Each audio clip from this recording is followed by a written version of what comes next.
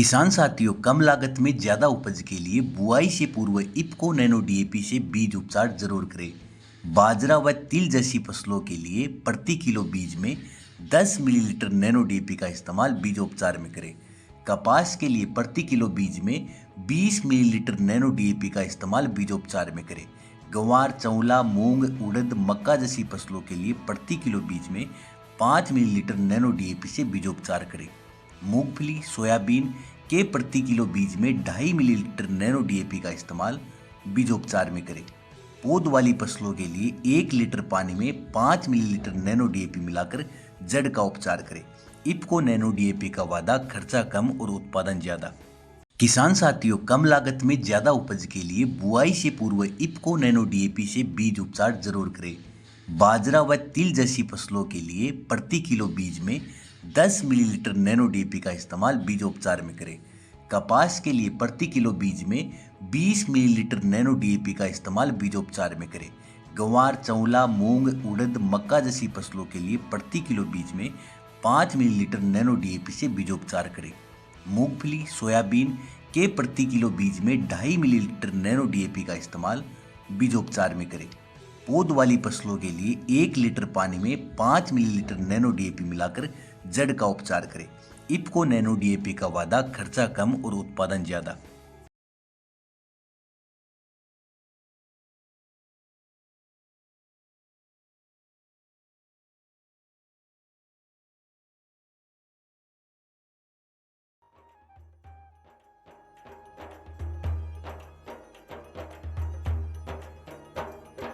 देख लो चौपाल रे सब बड़ा बडेरा आओ जी, सब लोग लगाया आओ जी, टाबरिया ने सब लाओ जी। देख लो चौपाल रे सब बड़ा बडेरा आओ जी, सब लोग लगाया आओ जी, टाबरिया ने सब लाओ जी।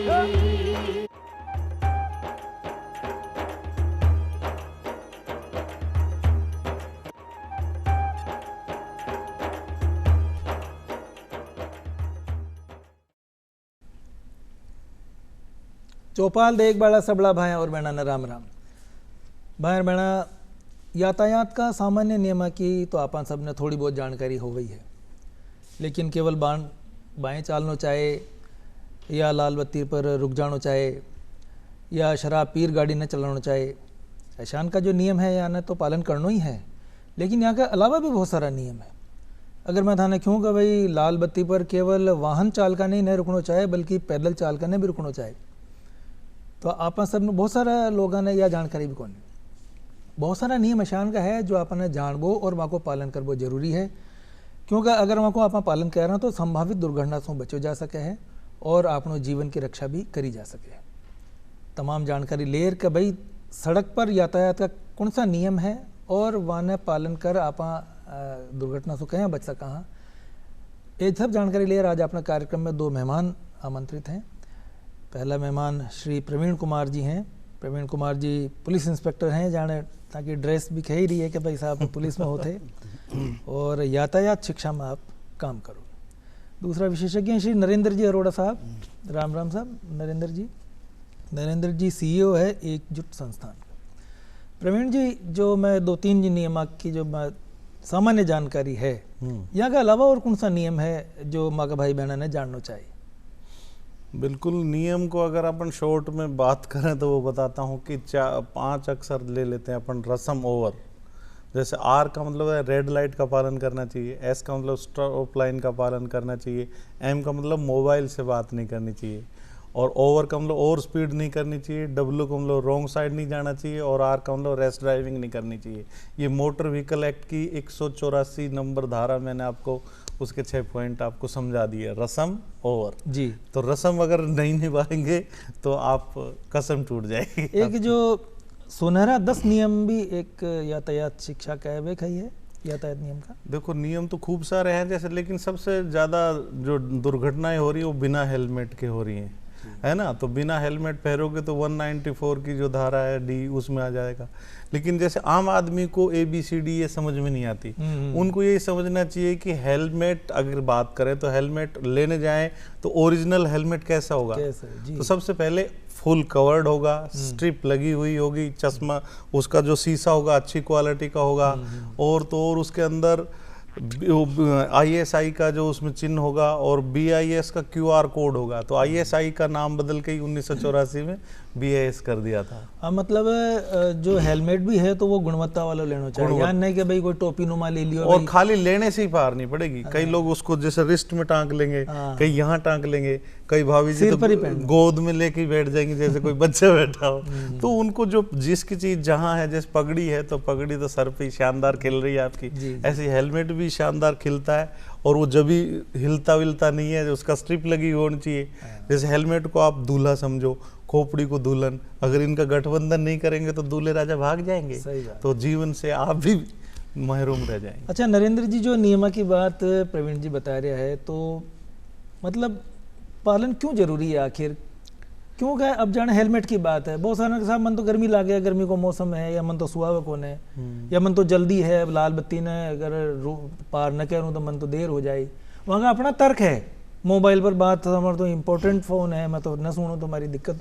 तो नियमों को पालन क्यों जरूरी है और वहाँ का दंडात्मक प्रावधान कहिए। देखो, सबसे पहली बात तो जो नियम बने उनके महत्व को समझना पड़ेगा जी। वो नियम क्यों बनाए गए हैं, किस लिए बनाए गए हैं, हाँ, जब तक उसको नहीं समझेंगे उस पर भरोसा नहीं होगा। बिल्कुल। मैं एक बात यहाँ सबको स्पष्ट रूप से कहना चाहता हूँ, जितने नियम सरकार ने बनाए हैं बहुत साइंटिफिक तरीके से बनाए हैं, बहुत खोज करके, बहुत अध्ययन करके, बहुत अच्छी तरह से उसके परीक्षण करके बनाए गए हैं, और ये तमाम नियम आप लोगों की सुरक्षा के लिए है। सबसे बड़ी बात क्या है कि हम सब अधिकांश नियम जानते हैं, जैसे आपने कहा कि बहुत छोटे मोटे नियम सबको पता है कि रेड लाइट जंप नहीं करनी चाहिए, और स्पीड नहीं करनी चाहिए, हेलमेट पहनना चाहिए, सीट बेल्ट पहननी चाहिए। ये सब होने के बावजूद भी हम गलती क्यों करते हैं, हमें इस बात को समझना पड़ेगा। हम गलती करने का सबसे बड़ा कारण ये है कि हम उन नियमों के महत्व को समझते नहीं, उनकी गंभीरता को नहीं समझते। जब तक हम नियमों की गंभीरता को नहीं समझेंगे, उसको पालन नहीं करेंगे, तब तक नियम का खाली पता होना काफ़ी नहीं है, उसकी पालना करना बहुत ज़्यादा ज़रूरी है। अगर आप इसके आंकड़ों के रूप में अगर आप देखो तो हमारे भारत के अंदर दुनिया में सबसे ज़्यादा रोड एक्सीडेंट्स होते हैं, करीब 4,80,000 के आसपास एक्सीडेंट हर साल होते हैं, और 2023 के आंकड़े देखें तो 1,72,000 लोग सड़क हादसों में मारे गए। ये वो आंकड़ा है जो ऑन द स्पॉट डेथ हुई है। करीब 4.5 से 5 लाख लोग घायल हो गए। अब इसको अपन और थोड़ा सा विस्तार दें, 1,72,000 मरे, 4.5 से 5 लाख घायल हुए, इनके परिवार साथ में जोड़े, एक व्यक्ति के पीछे अगर अपन 5 लोग भी माने तो ये आंकड़ा होता है 30 से 35 लाख लोग, किसी बड़े शहर की आबादी जितना। अब आप कल्पना करिए उस शहर की, मान लीजिए सारे लोगों को हम एक ही शहर में लेकर आ गए तो क्या दृश्य होगा। 35 लाख लोग या तो करा रहे हैं या रो रहे हैं, अंग भंग, किसी का अंग भंग हो गया, किसी का घर का प्रिय मर गया, कोई कमाने वाला मर गया। क्योंकि अधिकांश जो सड़क पे मरते हैं वो घर के कमाने वाले होते हैं। घर से बाहर कौन निकलेगा, या तो जो पढ़ने जा रहा है वो निकलेगा, या जो कमाने जा रहा है वो निकलेगा। वो दोनों ही उस घर का चिराग है, बहुत महत्वपूर्ण सदस्य, उन पर पूरा परिवार उसके ऊपर डिपेंडेंट है। अगर वो ये अगर मर जाएगा तो पीछे परिवार पे क्या बीतेगी। आपने जरा सी सड़क पे गलती करी, कुछ हो गया, पीछे पूरा परिवार तबाह हो जाता है सब। इसलिए मैं सबसे कहता हूँ साहब कि जितने नियम बने हैं सबको पता है, नहीं पता तो आपको नेट पे सब जगह मिल जाएंगे, लेकिन जो मोटे मोटे नियम हैं, और स्पीडिंग कभी मत करो, अधिकांश दुर्घटनाओं का कारण है। ड्रिंक एंड ड्राइव कभी मत करो, क्योंकि नशा, लोग कई बार कहते हैं साहब नशा करके तो मेरे को गाड़ी अच्छी चलती है, ये गलत फहमी है। नशे का कौन सा झोंका कब आपके सड़क पे हावी हो जाएगा और आपसे गलती करा देगा आपको पता नहीं लग सकता। ये तर्क नहीं, कुतर्क है, कुतर्क है। कई बार लोग मोबाइल से बात करते हैं, मैं आपको बता दूं कि मोबाइल पे बात करना शराब पी के गाड़ी चलाने जितना खतरनाक है बल्कि उससे ज़्यादा खतरनाक है जी, क्योंकि आपका ध्यान कहीं और होता है उस वक्त। बिल्कुल, बेसिकली क्या आता है, जिस वक्त आप जो काम कर रहे हैं आपको उस पात्र को जीना है। जब आप गाड़ी चला रहे हो तो आप ड्राइवर हो, आप किसी के बाप या किसी के भाई या किसी के बहन या किसी के बॉस या किसी के असिस्टेंट नहीं हो। आपको अपने ड्राइवर की भूमिका ढंग से निभानी है, तब आप बचा पाओगे। और देखो आजकल तो देखो मोबाइल पर तो पतो भी चल जाएगा भाई कौन की कॉल आई है, आप कॉल बैक भी कर सका, हाँ संदेश भी अगर कोई जरूरी है तो संदेश भी आदान प्रदान हो सके। ये बात है कि यान भाई कॉल छूट जावली तो बहुत कुछ नुकसान हो जाए, अशान की बात भी कौन है। ये बताऊँ को तो केवल एक मन की बात है कि भाई 15 मिनट तक अगर कोई फ़ोन अटेंड न करे तो अशानी कोई बहुत बड़ी कोई बात न हो जाए। आप समझावा की जरूरत है। पहले फ़ोन मोबाइल को ना जितने भी आप जी वही हा लैंडलाइन हा जितने भी आप संदेश आदान प्रदान होतो ही हो। हाँ नहीं, जैसे वो कहते हैं ना कि मैं निकला गड्डी लेके 20 सड़क पे मैं प्राण छोड़ आया। वो प्राण ही छोड़ के आता प्राण छोड़ेगा तो है ना, तो वो काले कौवे ही उड़ते हैं फिर बाद में। अगर तो हमें चाहिए कि जैसे अगर जान चली जाती है तो गंभीरता को भी समझे अपन। कि एक बच्चे ने मुझे 2 लाइनें लिख के भेजी कि लौट आओ पापा ये नैन बुलाते हैं, हो करके हम तो बेचैन बुलाते हैं। आप तो कहते थे 2 मिनट में आते हैं, 2 मिनट ये जल्दी के हमको तड़फाते हैं। ना हम कहीं जाते हैं ना लोग बुलाते हैं, उम्र से लंबे तो ये अहम के नाते हैं कि लौट आओ पापा ये नैन बुलाते हैं। और पापा तो एक सिंबॉलिकल वर्ड है। घर का कोई भी सदस्य जब लौट के नहीं आता है तो चॉकलेट के सिर्फ सपने ही आते हैं कि लौट आओ पापा ये नैन बुलाते हैं। तो घर में आपका कोई इंतजार कर रहा है तो उस बात की गंभीरता से ले कि कितनी बड़ी जिम्मेदारी। हाँ, मतलब या तो जी के घर में दुर्घटना घटी है वो ही समझ सके कि भाई बिल्कुल बिल्कुल हमने क्या खो दिया है। सही बिल्कुल। अच्छा नरेंद्र जी, एक बात और है कि जो निर्धारित गति सीमा की जो बात आप करा तो वह मतलब हर वाहन की अलग अलग है, या जो कारें हैं, मान लो कार की बात करा तो हर तरह की जो कार है छोटी उलेर बड़ी तक और बड़ी तक वहाँ की भी निर्धारित सीमा अलग अलग है, या कार की तो निर्धारित सीमा एक ही, और वो निर्धारण की हिसाब से होया? देखो निर्धारण इसका होता है सड़क की स्थिति के हिसाब से। शहर में अलग स्थिति होती है, जहाँ भीड़ भाड़ वाला इलाका है वहाँ पे अलग स्पीड लिमिट होती है, जहाँ थोड़ा खुला इलाका है वहाँ थोड़ी सी अलग स्पीड लिमिट होती है, हाईवे में अलग होती है, एक्सप्रेस वे में अलग होती है। ये तय करना उस इलाके के जो अधिकारी लोग होते हैं उनको तय करना होता है, कलेक्टर्स को या पुलिस वालों को, कि इस सड़क के ऊपर कितनी गति हमको रखनी है। सबसे बड़ी बात क्या है कि गति को लेकर के एक बहुत टेक्निकल एक फार्मूला है कि आप कितनी गति से गाड़ी चला रहे हो। अगर आप अचानक ब्रेक लगाओगे तो कितनी दूर जाकर के वो रुकेगी। यह आंकड़ा आपको गूगल पे भी मिल जाएगा। अगर आप 40 किलोमीटर प्रति घंटे की गति से चला रहे हो तो गाड़ी कुछ दूर जाकर के रुक जाएगी और आप एक्सीडेंट से बच जाओगे। 60 किलोमीटर से चला रहे हो तो और दूर जाकर के रुकेगी, 80 पे चला रहे हो तो और दूर जाकर रुकेगी। तो ये डिस्टेंस बढ़ता चला जाएगा और झटका बढ़ता चला जाएगा। कोई जितनी तेजी से आप ब्रेक लगाओगे उतना झटका लगेगा। तो आपकी गति अगर लिमिटेड है तो दुर्घटना भी लिमिटेड होगी, चोट भी लिमिटेड होगी। गति अगर अनलिमिटेड है तो दुर्घटना भी अनलिमिटेड होगी और शरीर के साथ अनलिमिटेड तकलीफ मतलब होगी। आपने संभालवा को बिल्कुल वक्त ही कौन मिली, जितनी स्पीड हो आप चालो स्पीड को जो निर्धारित गति सीमा है वह तो अपन पालन करना ही है। लेकिन यह बात बिल्कुल सही है कि अगर आप बहुत ज़्यादा तेज स्पीड से चल रहा है अचानक से कोई, चलो मैं थोड़ा गति पे मैं भी बता देता हूँ कि तेज गति जीवन की क्षति, रुक जाती है प्रगति और बढ़ जाती है संपत्ति। और जयपुर के संदर्भ में बात करें तो शहर की जो स्पीड लिमिट के हिसाब से 2 व्हीलर की 40 से ज़्यादा नहीं होनी चाहिए, अभी बढ़ा के 5-45 कर दी। और बाहर उसकी 60 से ज़्यादा नहीं होनी चाहिए हाईवे वगैरह पे। और सर ने सही बताया कि कार की जो स्पीड है वो ज़्यादा 60 होनी चाहिए शहर में, और बाहर 80 भी हो सकती है। और जो रोड की स्थिति के अनुसार उस पर लिखा होता है कि एक्सप्रेस है तो 100-120 भी हो सकती है। लेकिन जैसे ये सही कह रहे हैं कि अगर अचानक आप जितनी गति में आप रोकोगे वो उतनी दूर जाकर रुकेगी। लेकिन आजकल क्या डिस्क ब्रेक वगैरह इतने पावर ब्रेक आ गए कि वो जाम भी हो जाते हैं, तुरंत भी रुक जाती है। लेकिन उसका झटका इतना ज़्यादा लगता है, अगर सीट बेल्ट नहीं लगाएगी तो सिर अपना शीशे में लगेगा, कई बार शीशे में से पार चले जाओगे आप, फिर वो बोनट रहेगा कि आ जाओ राजा, पीछे वाला टक्कर मार देगा, उसको क्या पता आप रोक रहे हो। वो क्या है कि अगर गाड़ी कि वो नहीं है, पुरानी गाड़ी है तो वो दूर जाकर रुकेगी तो किसी में भिड़ेगी, और अगर बढ़िया गाड़ी और अच्छी है तो उसमें कुछ भिड़ेगा। तो ये गंभीरता, तेज गति, तो बच्चे बहुत आजकल ऐसी गाड़ियां ले जाते हैं जिनकी स्पीड बहुत ज्यादा है, तो उनकी स्पीड धूम मचा ले, फिर गिरते ही मम्मी बचा ले हो जाएगा, फिर किसी कमर की हड्डी टूटेगी तो भगवान उठा ले। पर ऐसा नहीं होना चाहिए कि छोटी सी उम्र में पिता के कंधों पे बच्चों का जना जाए। अच्छा प्रवीण जी, एक जो लेन सिस्टम की आप बात लेन का मैं समझा मतलब एक जो माँ को एक साथी हो जो जिन्हें कोई आप जैसे कोई पुलिस वालों पकड़ लियो साहब आप लेन कौन चल रहा है, अब उन्होंने कहा मैं तो भाई हेलमेट भी लगा मिली हूँ, मैं तो सीमा भी गति निर्धारित है, मैं तो कोई लाल बत्ती अब उसमें जागरूकता की लेन कमी सिस्टम। है। लेन सिस्टम अपन देखेंगे, जैसे हाईवे है, बीच में डिवाइडर है, तो डिवाइडर के जस्ट पास वाला खाली होती है, वो ओवरटेक लेन होती है। अच्छा। उसके बाद फास्ट लेन होती है, उसके बाद जो और बाकी वाहन की, फिर साइकिल वगैरह की। लेकिन यहाँ अब जिसको अवेयर नहीं है तो वो पता चला ट्रक वाला भी उसमें आके आ गया। हाँ और ये लेन सिस्टम जो समझ लोगे तो लेन में कई जगह आप डॉट डॉट रहता है, बीच में गैप होता है, तो इसको मतलब ओवरटेक कर सकते हैं आप। अगर गहरी लाइन है तो उसको कर नहीं सकते। अच्छा। कई बार क्या होता है कि एक साइड से तो गहरी होती है, एक साइड से वो होती है, तो जिधर गहरी है उधर से उधर नहीं आ सकते, लेकिन जिधर वो कट है उधर चले जा सकते हैं। तो ये बहुत छोटी छोटी चीजें हैं, बिल्कुल ध्यान रखनी चाहिए। कई बार बिल्कुल गहरी होती है डबल बीच में, तो इसको मतलब वो डिवाइडर ही समझो आप उसको। तो ये अवेयरनेस नहीं होगी तब तक नुकसान ही नुकसान है। अच्छा, एक ये है ना कि देखो लाल बत्ती पर रुकना चाहे और हरी बत्ती पर चलना चाहे, और बीच में एक पीली बत्ती भी है। पीली बत्ती न लेर जिन्हें ऑरेंज बत्ती भी कह सका, इन्हें बहुत सारी भ्रम है कि भाई यार आपने लाओ मैं इसको क्लियर समझाता जी हूँ जी कि बत्ती होती है, लाइट्स होती हैं 3, रेड येलो ग्रीन। कोई नहीं मानेगा तो ये होगा सीन, खुद हो जाएगा अनसीन। और हिंदी में इनको कहते हैं बत्तियां। तो 3 तरह की कोई बत्ती नहीं मानेगा तो चौथी अगरबत्ती, 5वीं मोमबत्ती।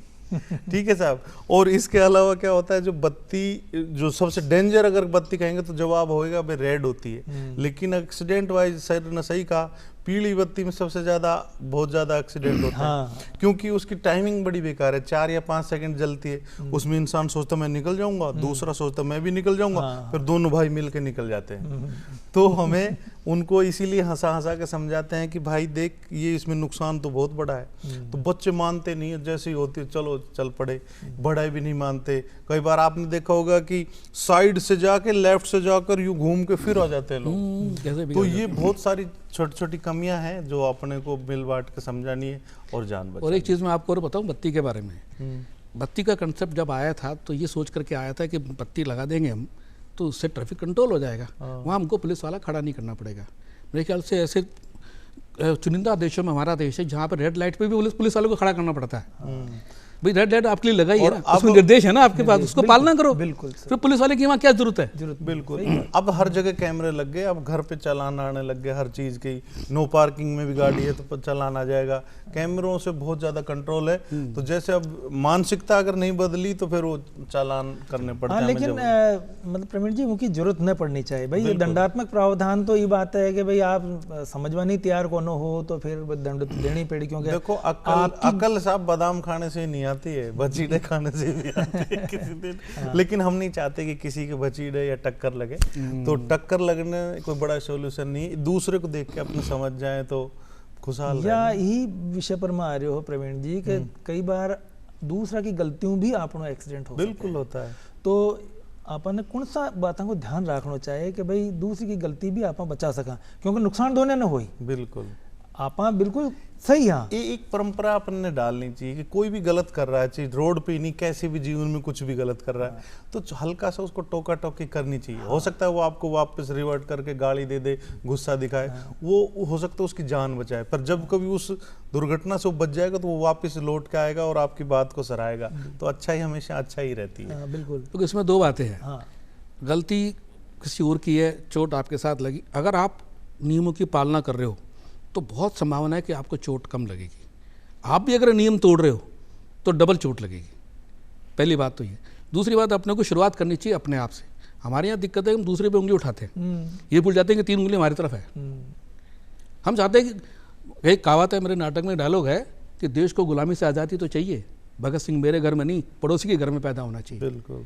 दूसरे दोषारोपण करते हैं। सबसे बड़ी बात यह है कि अगर आप नियमों में हो गए तो आपको बीमा की सुविधा भी जब भी मिलेगी। हाँ, आपके पास लाइसेंस नहीं है तो आपको बीमा सुविधा नहीं मिलेगी। आप रॉन्ग साइड हो, कुछ गलती आपकी अगर उसने लिख दी अगर, तो वो आपको बीमा नहीं मिलेगा। तो हमेशा अच्छा ही तो अच्छा ही होता है। अच्छा ही तो अच्छा ही। अच्छा, हेलमेट की बात तो आप बता ही दी कि भाई हेलमेट कौन सी क्वालिटी को होना चाहिए, कई मेंशन होना चाहिए, जो भी निर्देश है। एक सीट बेल्ट की बात, अगर क्योंकि कार में भी एक्सीडेंट हो जाया करे तो सीट बेल्ट के बारे में आप देखो, हेलमेट और सीट बेल्ट बेसिकली आपका सुरक्षा कवच है। अगर आप 2 व्हीलर एक्सीडेंट के आंकड़े देखोगे तो उसमें जितने लोग मर रहे हैं उसमें करीब 70 से 75% वो लोग हैं जिन्होंने हेलमेट नहीं पहना था। अगर आप बचने के आंकड़े देखो, और एक सीट बेल्ट की सबसे अच्छी जानकारी मैं देना चाहता हूँ, अगर सीट बेल्ट नहीं लगाई होगी तो आपका एयर बैग नहीं खुलेगा। हाँ, तो एयर बैग तभी खुलेगा जब सीट बेल्ट पिन अप होगी। हाँ। क्या होता है कि अब तो पीछे वाली सीट पे भी तो बड़े एक्सीडेंट हुए, जैसे साइरस मिस्त्री साहब का, मानवेंद्र साहब की मैडम का, तो उनकी पीछे वाली सीट पे उन्होंने सीट बेल्ट नहीं लगाई थी। गाड़ियों की स्पीड तो बहुत हो गई, लेकिन अगर उसमें जैसे ही झटका लगता है तो पीछे वाली सवारी इतनी तेजी से आती है कि आगे वह दोनों सवारी ने सीट बेल्ट लगा रखी, हाथ ही होगा तो हाथ टूट जाएगा, और अगर गर्दन होगी तो गर्दन टूट जाएगी, जब जो शीशा ही तोड़ के निकल जाएगी। और एक ये जरूर ध्यान रखना चाहिए कि एयर बैग सब कुछ लगाया है आपने, लेकिन अगर डैशबोर्ड पे कोई ऐसी चीज रख दिया आपने, जैसे पेपर वेट या कोई मूर्ति वूर्ति रख देते हैं, तो पेन भी रखा होगा तो वो इतनी तेजी से खोलोगे वो गोली का काम करेगा। तो कई चीजों को बड़ा जागरूकता बहुत जरूरी है। या भी डैशबोर्ड पर अशानी कोई चीजें न रखनी चाहिए। सेंट रख देते हैं, डैशबोर्ड मत रखो, जब आप ड्राइव कर जहाँ से रहे हो, वो निकलता है ना आसपास, वो बड़ा हो जाता है ना चीज़। ड्राइवर से चाहे आपके फादर हैं, चाहे कोई भी गाड़ी ड्राइव कर रहा है, उसको ज़्यादा डिस्टर्ब मत करो, उससे ज़्यादा बातचीत मत करो, हंसी मजाक मत करो, क्योंकि आप जैसे ध्यान और डाइवर्ट हंसी होगा। मजाक में सब लोग कहते हैं कि मिसेज को साइड वाली सीट पे ना बिठा के पीछे। अच्छा प्रवीण जी, मैं एक बात और है कि भाई मान लो सब कुछ ठीक ठीक चलता हुआ भी अगर दुर्घटना हो ही जाए तो अपना कौन सा अधिकार है और कौन सा कर्तव्य है? बिल्कुल, क्योंकि देखो ये तो सड़क पर हाईवे पे है तो वहाँ टेलीफोन की सुविधा होती है, और एक आजकल बहुत अच्छा नंबर याद रखना चाहिए 112 है ना, और ट्रैफिक का जो नंबर होता है 1095 1095, ठीक है। तो ये कुछ भी याद नहीं है तो 112 याद रखें। जैसे अगर जब भी बाहर गालने का समय होता है, राजस्थानी में कहते हैं, फिर दुर्घटना में तो आदमी रोएगा ही, तो रोने से बचने के लिए अपने 112 पे कॉल करनी चाहिए। और जब कोई गंभीर घायल आपको मिल जाए तो उसको उठा के अगर उसकी गंभीर घायल की मदद करते हैं तो मुख्यमंत्री आयुष्मान योजना के तहत उसको 10,000 रुपये का इनाम मिलता है। अगर मान लो एक आदमी मदद करता है तो अकेले को मिलेगा, 10 आदमी भी होंगे तो 1,000 करके उन बढ़ जाएगा, और ये राशि 3 दिन के भीतर आ जाती है। तो हमेशा मदद करें, ना कोर्ट उसको तंग करेगा ना पुलिस तंग करेगी जी। ये गुड सैमरिटन लॉ है, उसमें आता है। हाँ, मतलब अच्छा देखो, इनाम तो एक सरकार तो अपनी ओर में एक किसी की जान बचाओगे तो एसजी करेगा, वो बहुत बड़ा परम है। वो इनाम तो सबसे बड़ा तो ऊपर वाला देगा आपको, और वो फैमिली भी आपको एक घर की फैमिली बन जाएगी। और कोई भी मरो यान मानबो है कि कोई भी अगर स्थान पर दुर्घटना आप देखा तो बजाय आप उन्हें उपेक्षा कर निकल बाके उन्हें देखना है, उनके सहामार जरूर होनी चाहिए, हो सके आपनो भी कोई व्यक्ति हो सके। जरूर इसको लेकर के मैं आपको एक बात और बताऊं कि दुर्घटना के बाद मृत्यु का प्रतिशत अगर अपन निकालें अंतर्राष्ट्रीय स्तर के ऊपर, तो अधिकांश देशों में मुश्किल से 2 से 5% है। हमारे यहाँ वो 25 से 30% है। मतलब वो 100 दुर्घटनाएं होती हैं तो उसमें से 5 जने जो हैं वो मरते हैं। हमारे यहाँ 25 से 30 मरते हैं 100 दुर्घटनाओं में। कारण सिर्फ इसलिए कि उनको टाइम पर फर्स्ट एड नहीं मिल पाती, उनको वो मदद नहीं मिल पाती जो कि मिलनी चाहिए, इंसानियत की मदद उनको नहीं मिल पाती, इसलिए हमारे लोग ज़्यादा मरते हैं। सड़क पे किसी को घायल देख करके आपको तुरंत मदद करनी चाहिए, सबसे बड़ा मानव धर्म यही है जी। इससे बड़ा पुण्य कुछ नहीं होता। और हर विभाग में एक BLS का कोर्स होता है, बेसिक लाइफ सपोर्ट। वो तो कृत्रिम सांस वगैरह देते हैं, लोगों को किस तरह से उठाना चाहिए अगर कोई हेल्प नहीं आ रही है तो किस तरह से रोड के साइड में लेके उसको ढांढस बताना चाहिए, उसको देखना चाहिए। वो सारी चीज हर कोर्स हर जगह होना चाहिए, आपके दूरदर्शन में भी होना चाहिए जी, जी, तो हर आदमी को जरूरत होती है उस चीज उसको तो बार-बार करना चाहिए टेलीकास्ट। एक बात है कि साहब जो बिना लाइसेंस के गाड़ी चलावे है, बड़ा भी चलावे है, और क्योंकि 18 साल से पहले तो लाइसेंस बने कोने, तो छोटा बच्चा भी गली मोहल्ला में चलावे है, बाण भी चलावे है, और वो बहुत नुकसानदेह है क्योंकि बिना लाइसेंस की गाड़ी तो आप बिना लाइसेंस के तो बीमा नहीं मिलेगा। नंबर 5,000 का तो वयस्क का पैसा लगेगा, और नाबालिग का 25,000 का सबसे बड़ा जुर्माना उसी का ही है, और उसकी 25 साल तक उसका लाइसेंस नहीं बनेगा, और 3 साल तक की जेल भी हो सकती है जिसके नाम गाड़ी है। तो सोच समझ के नाबालिग को, हाँ ये नियम मैं परिजन के लिए तो नियम बना ना, परिजन को जिसके नाम गाड़ी है ना उसको भी जेल हो सकती है। मतलब अगर गाड़ी पिता का नाम है, पुत्र चलाई है तो जेल पिता न हो जाएगी, बिल्कुल, क्योंकि उनकी जिम्मेदारी है कि वो आपको बच्चा ना अगर बिना लाइसेंस गाड़ी दे रहे है, जिसके नाम गाड़ी है तो वो गार्जियन ही हो, एक किस्म से गार्जियन के पास होती है तो मम्मी डैडी की होती है घर में, या बहन भाई की होती है, जो भी है, तो वो भी होगा तो वो मुसीबत में आ जाएगा ना फालतू में। तो बच्चों को भी नहीं ले जानी चाहिए और उनको भी नहीं देनी चाहिए गाड़ी। एक नरेंद्र जी, स्कूल बस का कई प्रावधान है, क्योंकि स्कूल बस में बहुत सारा टाबर जाया करे है, टाबर ने ध्यान भी कौन रहे, टाबर समझे भी कौन रहे। बिल्कुल। तो स्कूल बस का कौन सा नियम है जो आप भाई बहन वाहिनी जानना बोलते चाहें? बाल वाहिनी बोलते हैं। एक तो उसका पीले कलर की होती है, उसके भी पूरे नियम बने हुए हैं कि बच्चों को गाड़ी खड़ी हो तभी चढ़ाना है, जितनी सीट है उतने ही लोगों को बच्चों को बैठाना है, गाड़ी रुकने के बाद ही बच्चे को उतरना है। जल्दबाजी करते हैं ना बच्चे, घर आ गया तो जल्द घर आने से पहले निकल के गेट पे आ जाते हैं, तो ये बच्चे ये जल्दबाजी करते हैं, ये जल्दबाजी नहीं करनी चाहिए। स्कूल छूटता तो एकदम से बच्चे भागते हैं, उसमें चढ़ने के लिए तो आपस में टकरा के गिरते हैं। थोड़ा सा मैं बच्चों को एक चलो डिसिप्लिन मैं सिखाना और चाहिए। थोड़ा खोल के बता देता हूँ, हम डेली करते हैं डेली। बाल वाहिनी की आपने पीली बस देखी होगी, उसके सामने वाइट रिफ्लेक्टर होता है, साइड में पीला रिफ्लेक्टर होता है और पीछे रिफ्लेक्टर रेड होता है। उसमें साइड में जो शीशे होते हैं उसमें सलाखें लगी होती हैं, वो लोहे का एंगल टाइप होती है, 2 होती हैं वो भी, ठीक है जी। इसके अलावा उसमें ड्राइवर कंडक्टर की ड्रेस होती है, उसमें फर्स्ट एड बॉक्स होता है, अग्निशमन वाला होता है। इसके अलावा बाल वाहिनी में साफ साफ स्कूल बस लिखा होगा, ठीक है जी। और उसके अलावा उसके दोनों के नंबर होंगे ड्राइवर कंडक्टर के, और उनका आइडेंटिटी कार्ड होगा, ठीक है जी। उनकी गति सीमा निश्चित होगी, 30 से ज़्यादा वो नहीं चला सकते। उसका बार बार हम अभियान भी चलाते हैं कि स्कूल में जितनी बाल वाहिनी है उतनी ही बस हैं, कहीं ज़्यादा तो नहीं चला रहे। उसमें ये सवारी जो होती है, बच्चे जैसे मान लो 30 सीट है, तो उसमें अगर छोटे बच्चे होंगे तो 45 से ज़्यादा नहीं होंगी जी। तो बड़ी बाल वाहिनी का स्पष्ट निर्देश है, और इसमें बहुत ज़्यादा अंकुश का काम किया जाता है, क्योंकि इसमें दुर्घटना भविष्य होता है भारत का, तो वो सुरक्षित ज़्यादा महसूस करते हैं। छोटे बच्चे होते देखो हैं एक बहुत, गाँव की, क्योंकि आप पूरा उसका दरवाजा बंद करके चलना चाहिए। अगर ऑटो भी है तो भी उसके चारों तरफ रेलिंग लगी होती है, बंद करके चलना चाहिए। देखो आप गाँव को देश है अपनों, और गाँव में कही है कि देखो जुगाड़ चाले है, अम्मा को न तो कोई रजिस्ट्रेशन नंबर है, न कोई नंबर है, वो तो भैया चाल जो है, ओवर स्पीडिंग भी हो जुगाड़ का रही है। सीधा सीधा मतलब जीव तन गाड़ने की स्कीम है वो ना, तो उस चीज को अवॉइड करना चाहिए, उसमें नहीं बैठना चाहिए, क्योंकि जुगाड़ कहीं ना कहीं उसमें कोई लाइसेंस नहीं, उसको जिम्मेदारी नहीं फिक्स है, ना उस पर कोई नंबर है रजिस्ट्रेशन वगैरह के। तो अब कई जगह बिल्कुल ही, अब तो बहुत साधन हो गए। पहले तो शुरू में चलो एक इंजन लगाया और काट का वो करके चला देते थे, अब उससे सस्ते में अच्छे व्हीकल आ जाते हैं, तो उसको बनाने की जरूरत नहीं, उनका रजिस्ट्रेशन भी होता है। तो बचना चाहिए जिन मालिकों के पास जुगाड़ है। दूसरी बात मैं एक और बताऊं आपको, ये सब कुछ जैसे उन्होंने बताया पीछे नंबर लिखे होते हैं। हर परिजन को एक काम हमेशा से करना चाहिए, आपके बच्चा आपके लिए बहुत महत्वपूर्ण है, चाहे वो ऑटो में जा रहा है, चाहे वो मिनी बस में जा रहा है, चाहे वो स्कूल बस में जा रहा है, जा करके कुछ समय तक उसको फॉलो करके देखना चाहिए कि ड्राइवर बाकायदा नियम की पालना कर रहा है कि नहीं कर रहा, सुरक्षा मापदंड को समझ रहा है कि नहीं समझ रहा तो उस नंबर के ऊपर कंप्लेंट करनी चाहिए। और हमारे यहाँ लोग कोई करता नहीं है। स्कूल के अंदर क्षेत्र में ही गाड़ी खड़ी होनी चाहिए, तब वहीं भरनी चाहिए, वहीं उतरनी चाहिए, सड़क पर नहीं। और उनका करते हुए होने चाहिए। स्कूल जब इतनी मोटी फीस लेता है तो उनके लोगों को खुद को लगा के रोड को क्लियरेंस देनी चाहिए।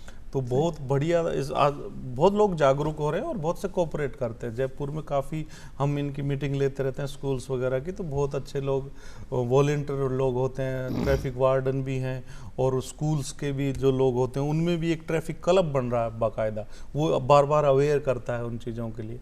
तो बहुत अच्छा माहौल पूरे देश में, अच्छी बात है। और ऐसे बढ़िया नरेंद्र सर जैसे लोग जो बरसों से इस फील्ड में काम कर रहे हैं, उनकी गाइडेंस से ये काम और आगे जाएगा। और आज आपने उठाया है बड़ा मुद्दा, बड़ी बात है कि एक चौपाल में सोच रहे थे भाई कृषि बीज वूज की बात होगी, आज उनकी सुरक्षा की भी बात हो रही है। तो एक माहौल बदल रहा है।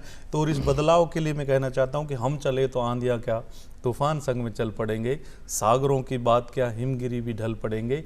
ये ना सोचें ये निशाएं पथ हमारा रोक लेंगी, हम चले तो हम ढले तो सूरज हजारों जल पड़ेगा। वह कह रहे आपको नाम प्रवीण जी, आप बहुत बहुत धन्यवाद आपका, बहुत। और आप तो चौपाल ने कविता में बना दी आज, बहुत अच्छी रोचक तरीके से जानकारी दी। पहले यही मनोरंजन का भी काम होता था, कविताएं भी होती थी। नरेंद्र साहब आप भी चौपाल में पधारे, बहुत अच्छी तरीके से जानकारी दी। आप दोनों मेहमानों का बहुत बहुत धन्यवाद। चौपाल बखत हो पूरो देव इजाजत, राम राम।